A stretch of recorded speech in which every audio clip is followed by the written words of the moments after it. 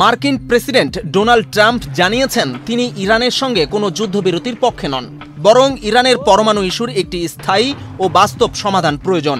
কানাডায় অনুষ্ঠিত G7 সম্মেলন থেকে আগেভাগেই ওয়াশিংটনের উদ্দেশ্যে রওনা হওয়ার পথে এয়ারফোর্স ওয়ানে সাংবাদিকদের সঙ্গে আলাপকালে তিনি এ মন্তব্য করেন।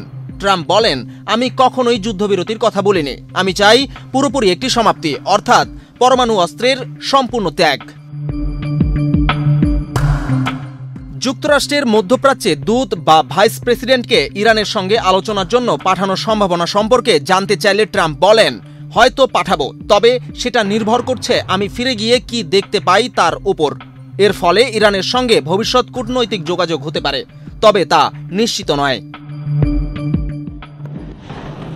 ট্রাম্প আরও দাবি করেন, ইরান প্রায় পরমাণু অস্ত্র বানানোর কাছাকাছি চলে এসেছে।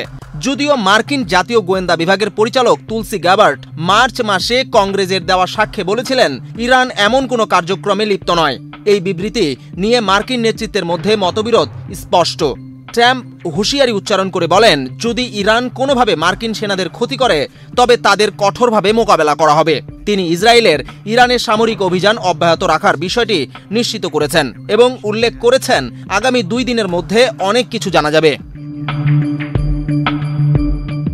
ট্রাম্পের বক্তব্য অনুযায়ী তিনি চান ইরানের পরমাণু কর্মসূচি যেন যুক্তরাষ্ট্রের সরাসরি হস্তক্ষেপের আগেই ধ্বংস হয়ে যায়। তেহরানের সাধারণ বাসিন্দাদের নিরাপত্তার জন্য সরে যাওয়ার আহ্বান তিনি উল্লেখ করেছেন। তার মতে এটি করা হয়েছে যাতে সাধারণ মানুষ নিরাপদে থাকতে পারে। এই মন্তব্যগুলো ইরান যুক্তরাষ্ট্রের সম্পর্কের ভবিষ্যৎ কূটনৈতিক ও সামরিক পরিস্থিতি সম্পর্কে একটি স্পষ্ট সংকেত প্রদান করে। ট্রাম্প প্রশাসনের অবস্থান কঠোর, যেখানে কূটনীতির পাশাপাশি প্রয়োজন সামরিক পদক্ষেপের প্রস্তুতিও রয়েছে।